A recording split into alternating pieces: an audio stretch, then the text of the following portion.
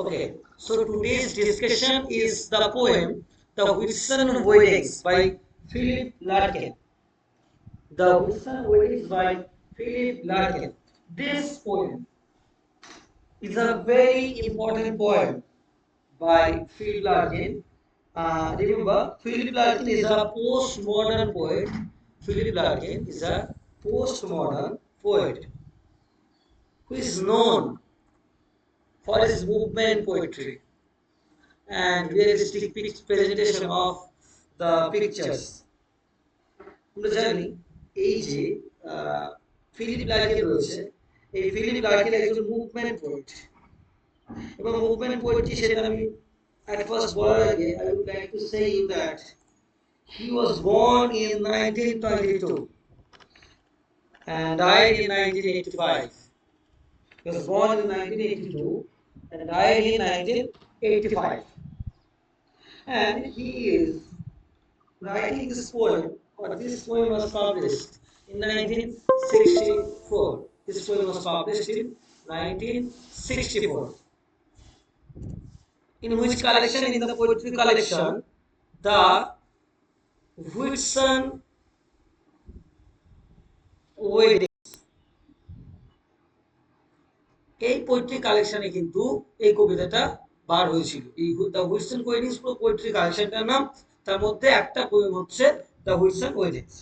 এবার এই কবিতাটাই প্রথমত কি নিয়ে বলা হচ্ছে, এই কবিতাটা মনে রাখবে একটা ট্রেন জার্নি নিয়ে। This poem is based on a train journey, but the poet is going from Hull to London, but the poet is going from Hull to London. এবার হাল টু লন্ডন, হাল হচ্ছে ইংল্যান্ডের ইস্টের দিকে পড়ছে, সুতরাং east of ইংল্যান্ডও বলতে পারো। এবং তিনি যেতে যেতে একটা জার্নি করতে করতে যা যা দেখছেন সেটা লিখছেন। প্রথমত এটা বুঝতে গেলে I would like to go on the first the movement poetry. Movement poetry কি? মুভমেন্ট পোয়েটস কারা? মুভমেন্ট পোয়েটস হচ্ছে ফিলিপ লার্কিন, কিং ল্যামিস, ডোনাল্ড ড্যাভি। এরা হচ্ছে মুভমেন্ট পোয়েটস। এবং মুভমেন্ট পোয়েটসরা কি? যারা একটা সিম্পল ক্লিয়ার রিয়েলিস্টিক ওয়েতে লেখে, যারা কমপ্লিকেটেড পোয়েট্রি অ্যাবস্ট্রাক্ট আইডিয়াস এর এগেনস্টে যায়, তাদেরকে বলা হয় মুভমেন্ট পোয়েট্রি। মুভমেন্ট পোয়েট্রির কিছু বৈশিষ্ট্য রয়েছে। প্রথম দেখি কি বৈশিষ্ট্য, সেটা আমাদের দেখতে হবে। বৈশিষ্ট্যগুলোর মধ্যে পড়ছে, ওকে লিখে দিচ্ছি।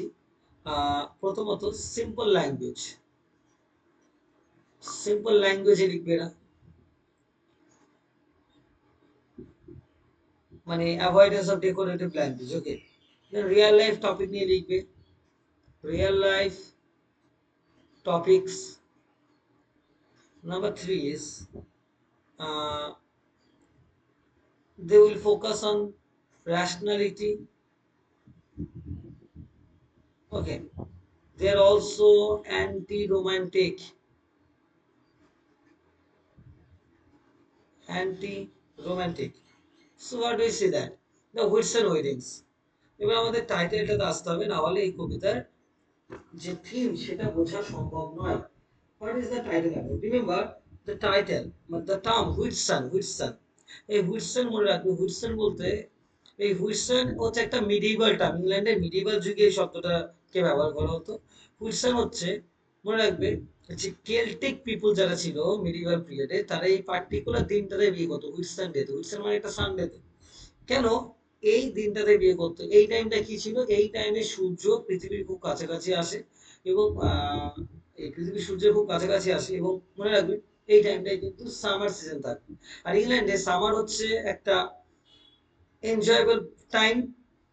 ওকে, এবং পরবর্তীকালে ইংল্যান্ডে কি করা হয়, এই পার্টিকুলার দিনটাকে, এই সামারের এই পার্টিকুলার দিনটা, this particular day in summer, that is Whitsunday, এই দিনটাকে কি করা হতো, ব্রিটিশ গভর্নমেন্ট কি করলো, এটা কি বললো যে এই দিনে যারা বিয়ে করবে তাদের জন্য, তাদের কাছ থেকে আর ট্যাক্স নেওয়া হবে না।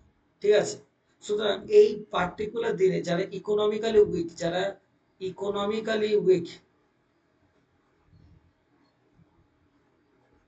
তারা কি করলো, তারা এই পার্টিকুলার দিনটাতে বিয়ে করতে শুরু করলো। তাহলে কি হবে? তাহলে এই যে লোয়ার, যারা lower class, the so called lower class that are having the lack of money, who are having the lack of money, they are actually marrying in the particular day, that is the Whitsunday. And this Whitsunday, becomes a marker. So what we see that the term Whitsun is a medieval term, and this Whitsun actually linked to the Celtic people who used to marry on the particular day. But this day is linked to the Celtic ritual. So this day becomes a very popular day in British culture because during that day the Britain or the British government provided a tax relief to all those couples and families who are wanting to get married. So this Whitsun is a time of summer. During that time of summer, when sun was considered to be the nearest to the earth, it means that it was a very warm, pleasant weather that the people used to celebrate that the people used to make celebration for enjoying. Okay, so remember এই জায়গাতে দাঁড়িয়ে যে Wilson ডেটাতে মনে রাখবে যারা বিয়ে করছে, এবার ফিলিপ লাইটনের পোস্ট মডার্ন পোয়েট, এই জায়গায় দাঁড়িয়ে উনি এই বিয়ের দিনটাকে দেখো কোন জায়গায় নিয়ে যাচ্ছে, সোসাইটির ইকোনমিক্যাল উইক পয়েন্টটাতে যাচ্ছে, যে তারা যারা ইকোনমিক্যালি উইক তাদের এই কনসেপ্টটা নিয়ে আসছে, ইকোনমিক্যালি ইকোনমিক্যাল ইনস্টেবিলিটিকে নিয়ে আসছে। কিন্তু যদি কোনো রোমান্টিক পোয়েট লিখতো তাহলে কি হতো, বিয়ের দিনটাকে সেলিব্রেট করতো, যে বিয়ের দিনে তারা what they will do, what will the day after, what will the days will be coming for the new couples. But as he is a, remember, if any romantic poets or pre-romantic or pre-modern poets while writing this poem, they were only showing the elements of romance, because marriage essentially signifies the merging of two minds and two bodies, and essentially intermingling of the individuals. But as this is written by a postmodern poet, Philip Larkin, who who becomes much more critical towards such romantic notions. So he is here. This poem is a critique of the institution of marriage. Remember, এই poemটা একটা জিনিস, একটা theme নিয়ে আসছে। The This poem is the critique of the institution of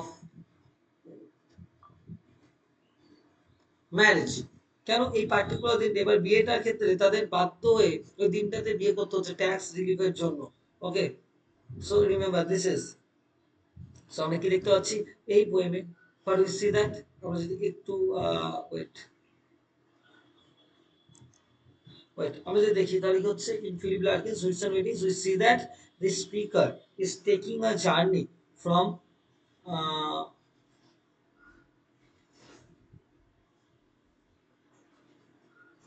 হাল to London, এই জায়গায় জার্নিটা করছেন। রিমেম্বার প্রথমত আমরা কি দেখলাম, Whitsun day, Whitsun day it signifies marriage, তাই তো, marriage is a marker, marriage is a marker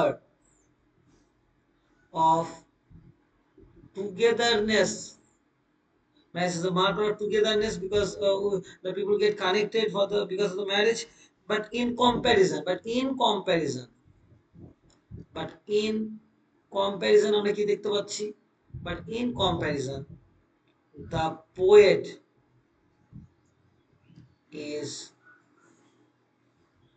journeying alone।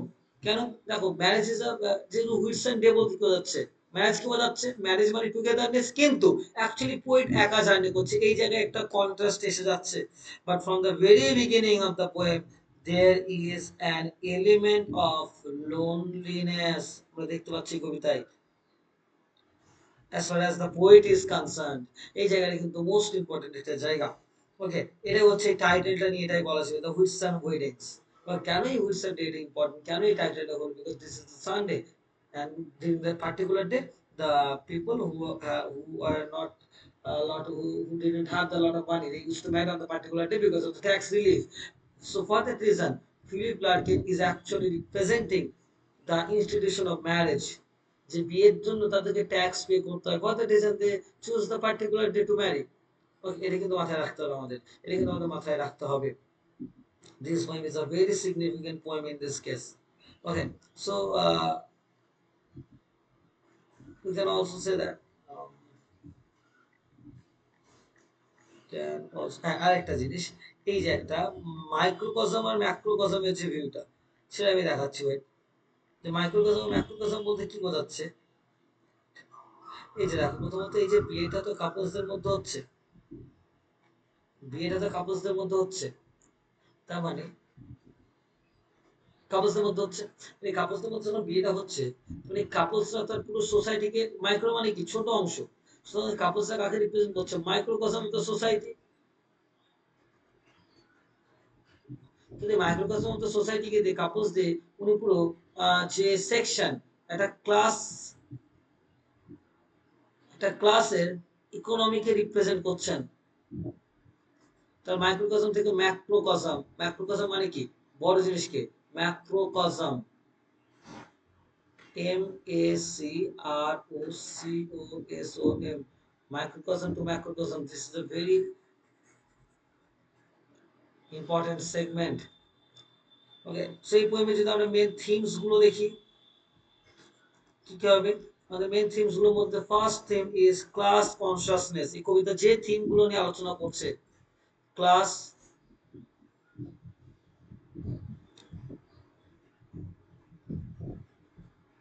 Consciousness, class consciousness, কেন?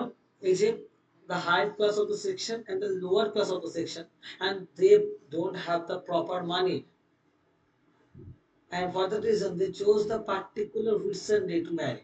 তাহলে কি তাদের যে ইকোনমিক্যাল ইনস্টেবিলিটি, সেটাকেও কিন্তু বোঝানো হচ্ছে, এবং এর মাধ্যমে কিন্তু ক্লাস কনসাসনেস, মানে এই যে শ্রেণী বিভাজন, সেই সচেতনতা কিন্তু আসছে। এটা কিন্তু আমাদের মাথায় রাখতে হবে। সেকেন্ড বিষয়বস্তু কি এই কবিতার? রিমেম্বার, এই যে the description of the local always creates a distinction between the country and the city. With the loss of the virginal landscape, we are moving towards modernity। আমরা দেখতে পাচ্ছি এই যে লোকাল ফ্লেভার নিয়ে প্রথমে কথা বলছে, যে এই যে ওখানকার এলাকা, যে হাল থেকে লন্ডনে যাচ্ছেন, প্রথমে এই যে ট্রেনে যখন যাচ্ছেন, আস্তে আস্তে তিনি দেখবেন এই গাছগুলো হারিয়ে যাচ্ছে এবং ওই কার্স গুলো দাঁড়িয়ে রয়েছে, মানে থিম অফ, মানে লস অফ রোমান্টিসিজম, যেহেতু রোমান্টিসিজম অলরেডি শেষ হয়ে গেছে ওই টাইমে। ওকে, লস অফ রোমান্টিসিজম বা loss of virginal landscape, or আমরা কি বলতে পারি, লস অফ ভার্জিনাল ল্যান্ডস্কেপ।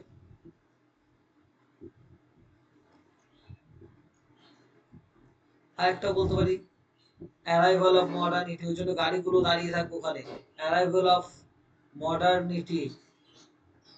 ওকে, এটা আমরা দেখতে পাচ্ছি। এবার সব থেকে বড় কথা, এই টাইমে কি হয়েছে, এর আগে আমরা দেখেছি ইন্ডাস্ট্রিয়াল রেভলিউশন হয়েছে, সায়েন্টিফিক রেভলিউশন হয়েছে, ক্যাপিটালিস্ট রেভলিউশন হয়েছে। এর ফলে সোসাইটি অলরেডি রোমান্টিক আর নেই, গাছপালা কেটে সেখানে বড় বড় রেস্তোরাঁ বানানো হয়েছে। So the romantic landscape has been lost its virginity, but now with the losing virginity of the romantic landscape, the urban city life is becoming. Okay, সেটা আমাদের দেখতে হবে। 3 নম্বর থিম কি? The theme of marriage, the theme of marriage and love। 4 নম্বর বিষয়বস্তুটা কি? 4 নম্বর বিষয়বস্তু হচ্ছে theme of isolation, theme of isolation. কেন? তো the train is full of passengers. The poet is journeying alone। তার মানে এই চারটে থিম, এই চারটে বিষয়বস্তু নিয়ে কবিতাটা লেখা। Class consciousness, loss of romanticism বা লস অফ ভার্জিনাল ল্যান্ডস্কেপ বা অ্যারাইভাল অফ মডার্নিটি, এটা ম্যারেজ এন্ড লাভ। আর হচ্ছে আইসোলেশন, আইসোলেশন মানে একাকিত্ব বোধ। ওকে, কবি কিন্তু একা একাই জার্নিটা করছেন, কিন্তু এট দ্য সেম টাইম সবাই কাপলসরা আর অন দ্য ট্রেন। এই জায়গায় থিম অফ আইসোলেশন কিন্তু প্রথমে এসে গেছে। চলো এবার লাইন বাই লাইন পড়াবো কবিতা, দেখছি।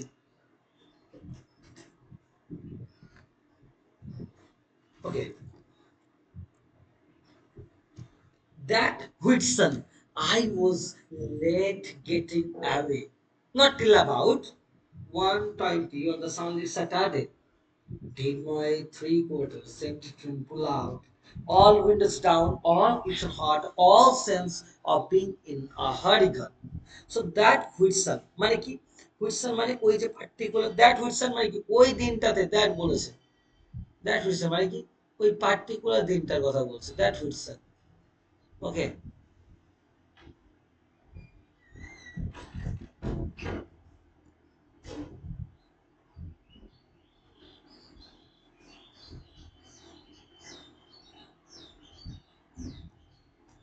ওকে, দ্যাট হুইটসন মানে ওই যে পার্টিকুলার দিনটার কথা বলছি, দ্যাট হুইটসন, ওই হুইটসনে I was late getting away, আমার একটু দেরি হয়ে গিয়েছিল, আমার একটু দেরি হয়ে গিয়েছিল।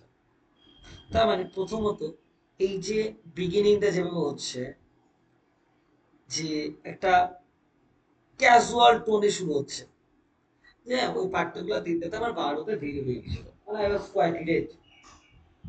কোন দিনটা? তো ওই সানডে, মানে একটা particular Sunday. Not till about, তার মানে not till about 1:20 on the sunlit Saturday. তার মানে কি যে তিনি কটার দিকে বার হয়েছিলেন? 1:20 মানে কি 1:20, সানলিট স্যাটারডে, সানলিট স্যাটারডে যখন বলছে মানে দুপুরবেলা। কবে?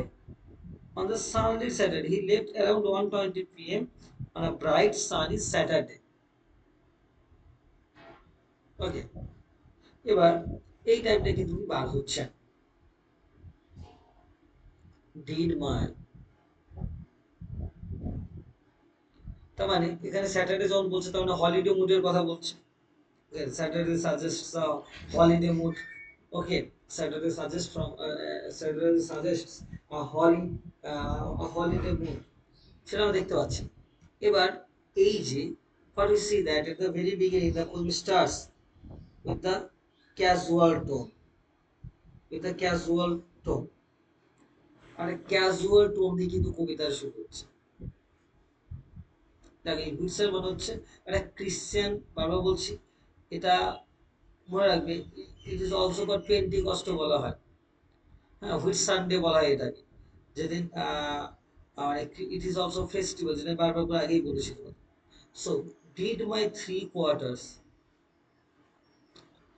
এমটি ট্রেন পুল আউট, বলছে প্রথমে থ্রি কোয়ার্টার যে ট্রেনের কামরাগুলো ছিল অলরেডি এমটি ছিল, পুরো ফাঁকা, কেউ ছিল না সেভাবে পুরো জার্নিটা। তাহলে প্রথমে জার্নিটা হচ্ছে এমটি, বা কেউ নেই সেটা বলছে, এটা মাথায় রাখতে হবে। কিন্তু মনে রাখবে how a man can enjoy his state of loneliness, তুমি একা একা এক জায়গায় যাচ্ছ কিন্তু তুমি সেটা কিভাবে এনজয় করবে? মনে রাখবে person who is in a ruminative or contemplative state can enjoy his own company, যে নিজেকে রুমিনেট করতে পারবে, যে নিজেকে রুমিনেট করতে পারবে মানে থটফুল, একা একা থাকতে পারবে, সে ভাবতে পারবে। A person who can, person who can, so the poet, a person who can observe the entire situation, okay, can the person enjoy, যে সে অবজার্ভ করতে পারবে, সে তো অবভিয়াসলি যে সিচুয়েশনটাকে এনজয় করতে পারবে। অল উইন্ডোজ ডাউন মানে এটা কি? সমস্ত জানালাগুলো নিচে নামানো রয়েছে। অল কুশনস হট, সিটগুলো বেশ গরম, কারণ এটা সামার সিজনকে বোঝাচ্ছে। এবার এই জায়গাতে দাঁড়িয়ে একটা রিয়ালিস্টিক পিকচারকে তুলে ধরছে, যে যেমন দেখছে দেখো তেমনই প্রেজেন্টেশন কিন্তু আছে। ওকে,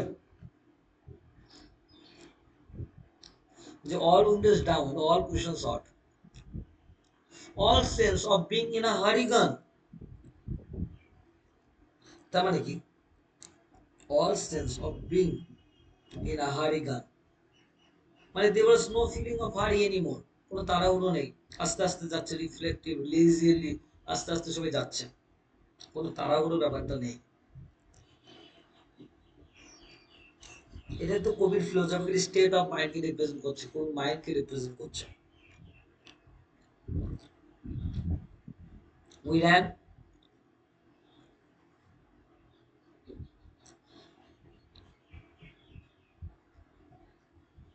আমরা গেলাম কোথায়? behind the backs of houses, মানে ট্রেনটা এবার স্টার্ট হওয়া শুরু হয়ে গেছে, ট্রেনটা এবার স্টার্ট হওয়া শুরু হয়ে গেছে। ওই বলতে কবি নিজে এবং ট্রেন, মানে the backs of houses, অনেক বাড়ি পার করে চলে গেল, তাই তো। crossed a street, কি করেছে? crossed a street মানে একটা রাস্তাও পার করেছে, তার মানে the movement from houses to street shows transition, এবং প্রোগ্রেস, আস্তে আস্তে সামনে দিকে এগিয়ে যাচ্ছে। of blinding windscreens,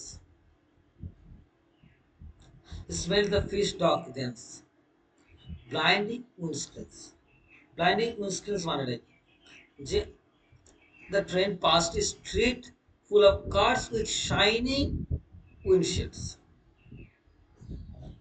blinding windscreens মানে হচ্ছে এই যে জানালা, মানে এই যে কাঁচ, সানলাইট, ব্লাইন্ডিং উইন্ডস্ক্রিনস, কোনো গাড়ির দিকে দেখাচ্ছে, তুমি এতটাই রোদ পড়ছে যে তুমি ওই কাঁচের দিকে তাকালে সেগুলো দেখতে পাচ্ছ না, তাহলে বলছে ব্লাইন্ডিং উইন্ডস্ক্রিনস দেখতে পাচ্ছে। স্মেল দ্য ফিশ স্টক, এবং তিনি কি দেখতে পাচ্ছেন? একই সঙ্গে ফিশ মার্কেট, মাছের বাজার দেখতে পাচ্ছেন। অ্যান্ড দেন এরপরে তার মানে কি একটা সেন্সারি ইমেজ কিন্তু বোঝাচ্ছে, কবি কিন্তু সব অবজার্ভ করতে করতে যাচ্ছেন, অবজারভেশন কিন্তু আমরা দেখতে পাচ্ছি, অবজারভেশন অফ দ্য পোয়েট সেটা কিন্তু আমরা দেখতে পাচ্ছি। Okay, observation of the poet,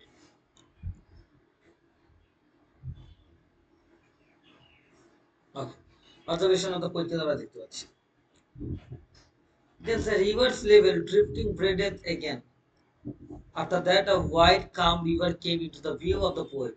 যে একটা ড্রিফটিং ব্রেথ বিজ্ঞান, তবে এটা নদী, একটা রিভারকে দেখতে পাচ্ছে, তার মানে রিভার কি রিপ্রেজেন্ট করে? Flow of life, by sky and Lincolnshire and water met, যেখানে কি by sky, Lincolnshire and water met, তাহলে এই রিভারটা এতটাই বড় যেখানে আকাশ এবং লিঙ্কনশায়ার ওই এলাকাটার নাম, this is the area, তার মানে the river stretches so far that it seems to meet the sky and the land of Lincolnshire, যেন আকাশ এবং লিঙ্কনশায়ারের সঙ্গে যেন এই জায়গাটা, এই রিভারটা যেন মিলে মিশে গেছে, সেটাকে কিন্তু বোঝাচ্ছে। তার মানে দেখো অ্যাজ ইট ইজ প্রেজেন্টেশন আনছে, রিয়েল পিকচার কি আছে, এটা তো মুভমেন্ট পোয়েমের একটা ফিচার্স, আমি আগে বলেছি মুভমেন্ট পোয়েমের ফিচার্স গুলো, সেগুলোর সঙ্গে তুমি মিল পাবে এখানে। So the movement from crowded places two open spaces actually shows the shift from external observation to deeper contemplation, আস্তে আস্তে দেখো কন্টেমপ্লেশন যাবেন, গভীর ভাবে ভাববেন, সেটাই কিন্তু আমরা দেখতে পাবো। all afternoon through all afternoon through the tall heat that slept, মানে কি all afternoon মানে পুরো দুপুরবেলা জুড়ে, through the tall heat, এই যে এত গরম, that slept, তোমার দ্য ট্রেন মুভ থ্রু, এই গরমের মধ্যে দিয়ে কিন্তু ট্রেনটা যাচ্ছে, তাই তো। তার মানে এটাকে সামারকে রিপ্রেজেন্ট করছে। ফর মাইলস ইনল্যান্ড, বুঝতে পারছো? ফর মাইলস ইনল্যান্ড মানে এই ট্রেনটা, এই গরমটা ফর মাইলস ইনল্যান্ড মানে প্রচুর দূর পর্যন্ত, মাইলস পর্যন্ত যেন ছড়িয়ে গেছে। এবার দেখো একটা জিনিস, এখানে সামার সিজনকে কিন্তু রেফার করছে, সামার সিজনকে কিন্তু রেফার করছে। আর slow and stopping curve southwards we kept, তার মানে স্লো অ্যান্ড স্টপিং কার্ভ মানে দ্য ট্রেন মুভ স্লোলি, আস্তে আস্তে ট্রেনটা যাচ্ছে, কখনো কখনো দাঁড়াচ্ছে, এবং following southwards we kept curve মানে কি, আবার কোনোটা এঁকে বেঁকে যাচ্ছে, তার মানে কি যে পুরো ন্যাচারাল বা এই যে স্ট্রেট জার্নি নয় ট্রেনের, তাই না। এবার একটা জিনিস বোঝাচ্ছে এখানে অ্যাজ ইট ইজ প্রেজেন্টেশন, ট্রেনটা আস্তে আস্তে যাচ্ছে সেটা তিনি বলছেন। এবং এখানে একটা ইম্পর্টেন্ট জায়গা রয়েছে, ওয়াইড ফার্মস ওয়েন্ট বাই, কি কি দেখতে পাচ্ছেন উনি? ফার্মস দেখতে পাচ্ছেন, কি কি দেখতে পাচ্ছেন? ফার্মস দেখতে পাচ্ছেন, শর্ট শ্যাডোড ক্যাটেল, কিছু গবাদি পশু দেখতে পাচ্ছেন, তাই তো। And and canals with floatings of industrial froth, এবং আর কি দেখতে পাচ্ছি এখানে একটা ইম্পর্টেন্ট জায়গা, এই যে একটা কি বললো, ফার্মস দেখতে পাচ্ছি, ক্যাটেল দেখতে পাচ্ছি, তার মানে কি এটা তো রোমান্টিক ইমেজ,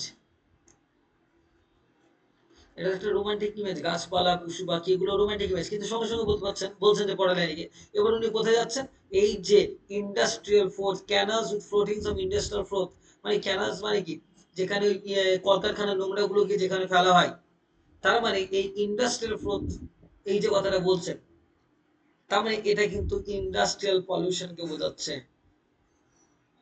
ইন্ডাস্ট্রিয়াল পলিউশন যেটা অ্যাকচুয়ালি আরবান ইমেজারিকে কিন্তু রিপ্রেজেন্ট করছে, আরবান ইমেজারিকে কিন্তু রিপ্রেজেন্ট করছে। So canal floating of industrial float.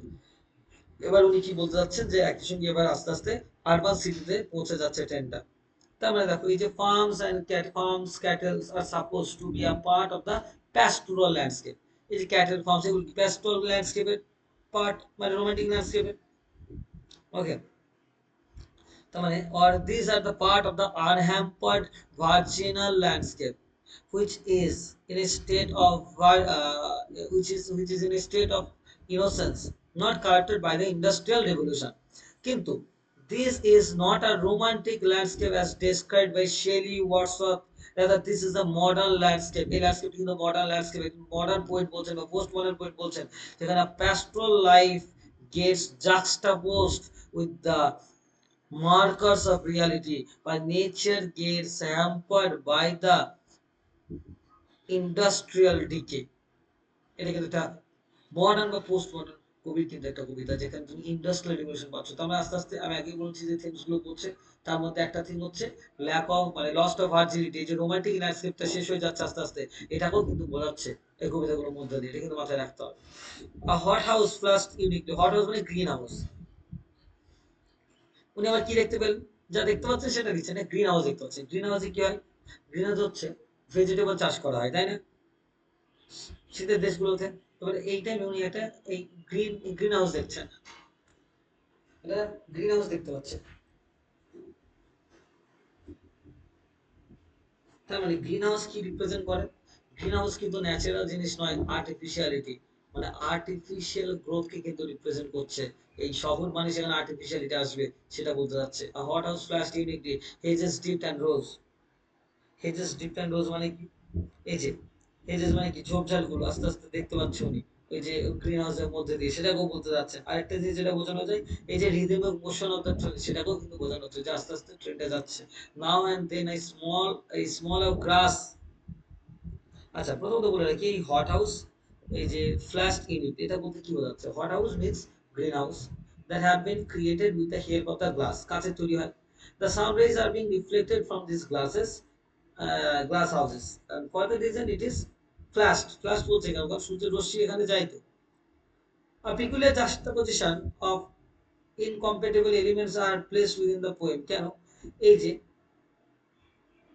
একটা কথা বলছে যে হেজেস ড্রিপ্ট অ্যান্ড রোজ, মানে গোলাপের এই যে সুন্দর গন্ধ, আর একটা দেন আ স্মেল অফ গ্রাস, এই যে ঘাসের যে একটা গন্ধ, ঘাসের একটা পচা গন্ধ, সেটাও কিন্তু আপনি পাচ্ছেন।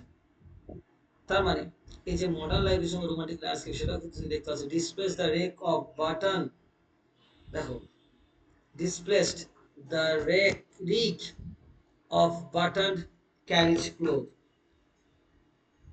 এই যে তাহলে কি displace the reek of buttoned carriage cloth মানেটা কি, এই যে ফ্রেশ স্মেল অফ গ্রাস, এখানে ঘাসের যে স্মেল, এখানে ফ্রেশ স্মেল তো তুমি ধরতে পারো, যাই হোক না কেন, the fresh smell of the grass replace the unpleasant smell inside the train compartment। তাহলে এখানটাতে displace মানে কি, এই যে ঘাসের এই গন্ধটা is displaced, সরে গিয়ে কিসের গন্ধ পাচ্ছ, the reek of the button carriage cloth, button carriage cloth, মানে আনকমফোর্টেবল এনভায়রনমেন্ট। তার মানে এখানে তো একটা জাস্টিফিকেশন করলো, একটা ফ্রেশ প্লাস একটা কন্টামিনেটেড অ্যাসপেক্ট, এর সঙ্গে একটা জাস্টিফিকেশন কিন্তু ঘটে গেল। Until the next town, new and nondescript, এখানে ইম্পর্টেন্ট জায়গা, আনটিল দ্য নেক্সট টাউন, ট্রেনটা কতক্ষণ পর্যন্ত, তাহলে কি this freshness lasted until the train reach the another town, তাই তো। এবং সেটা কি, কোন শহর যতক্ষণ না যাওয়া যাচ্ছে এই সেন্টার, ওই যে কোনটা, ওই যে যে মানে রোমান্টিক ল্যান্ডস্কেপের সেন্টার। এবং সেটা কি, new and nondescript. New and nondescript কেন, দেখো as much as the new and newer towns will be created, the individuality of a particular place is lost। এই যে নন ডেসক্রিপ্ট কেন, সবকিছু শহরকে তো বর্ণনা করা যায় না, ইন্ডাস্ট্রিয়াল রেভলিউশনের ফলে অনেকগুলো শহর কিন্তু তৈরি হবে, সেজন্য বলছে এই নিউ এন্ড নট ডেসক্রিপ্ট বলছে। ওকে, নট ডেসক্রিপ্ট মানে না, there is nothing new to describe. Approach with acres of dismantle cars, এইটা একটা representation of, remember this is a representation of industrial revolution।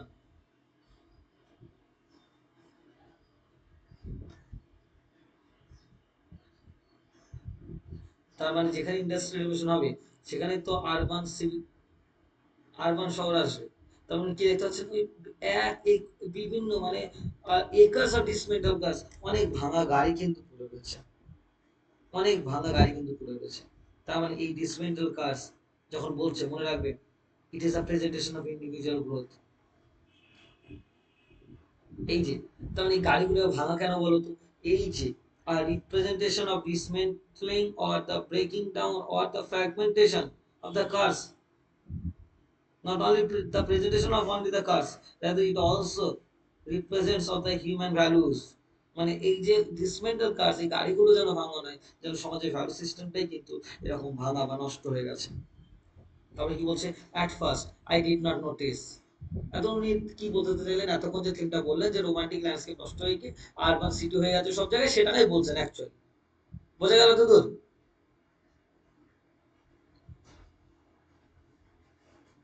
Is it clear?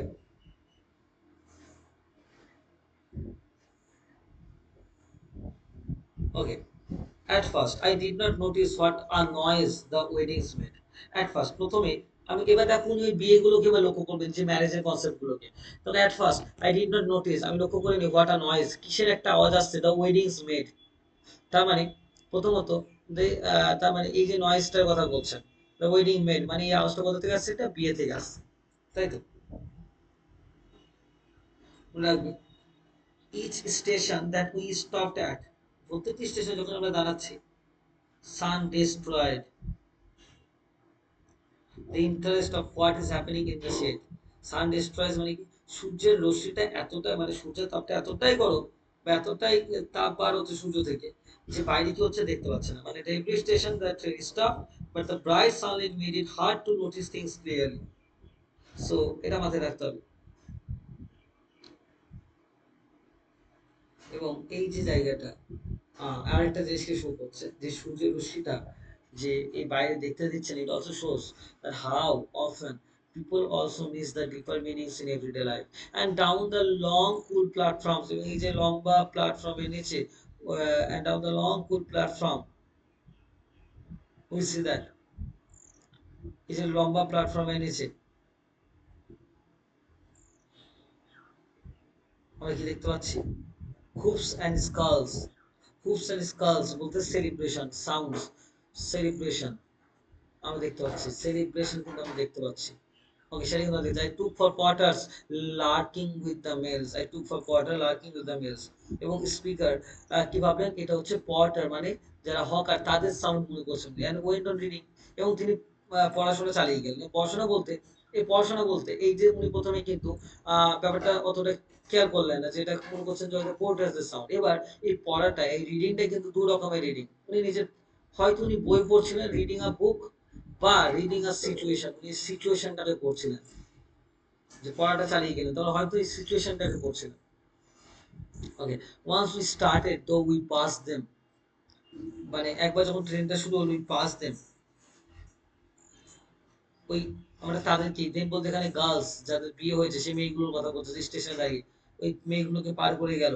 Greening and pomaded, grinning and pomaded, grinning মানে হচ্ছে মনে রাখবে excitement and happiness, আর pomaded মানে কি, পম্পেড মানে হচ্ছে এই যে আর্টিফিশিয়াল গ্রুমিং, বিয়ের দিন যে মেয়েরা যে মেকআপটা করে এটা বলে পম্পেড বা গ্রিনিং। এবং কেন গ্রিনিং, কেন স্মাইলিং হাসছে, তার মানে this is a marriage situation, girls in parodies of fashion, girls in parodies of fashion. Parodies of fashion কেন, যেহেতু এই মেকআপ গুলো আর্টিফিশিয়াল সেজন্য বলছে প্যারোডিস অফ ফ্যাশন। প্যারোডি মানে কি, সমালোচনা করে। Heels and veils, heels veils এইসব পরে রয়েছে। ওকে, হিলস অ্যান্ড ভেলস পরে রয়েছে, all posed irresolutely watching us go. তার মানে দিস টু দেয়ার আনসার্টেনলি, এবং তারা দেখছে এই ট্রেনটা যাচ্ছে, তারা সেটা দেখছে। ওকে, আনসার্টেনলি। ওকে, সো এই জায়গাটা দেখতে পাচ্ছি আমরা, প্যারোডিস অফ ফ্যাশন, এই জায়গাটা ইম্পর্টেন্ট।